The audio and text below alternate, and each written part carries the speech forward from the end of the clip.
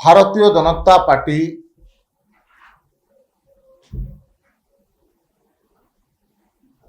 ओडिशार आईन श्रृंखला परिस्थिति को लेकर सरकार कठोर अछंती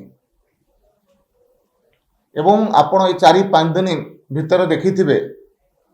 को प्रकार भाव में अपराधी उपरे दृढ़ कार्यानुष्ठान निया जाउची एवं सरकार आसिला परे जो माने अपराध करिसंती जण जण कर चिन्हट करिकरी सेमानंको धरिकरी जेल भितर भर्ती करा जाउची। जो बिजु जनता दलर नेता विरोधी दलर नेता एक प्रश्न उठाउचंती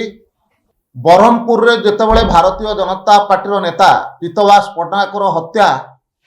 तांको दलर पूर्वतन विधायक एवं नेता मानक द्वारा करागला सेतेबेले कोर्ट शोइथिले काहेकि से विषय प्रश्न जेतेबेले उठिला सेतेबेले तांको अपराध को समर्थन माने करथिले तार उत्तर आज ओडिशावासी को देवार आवश्यकता अछि।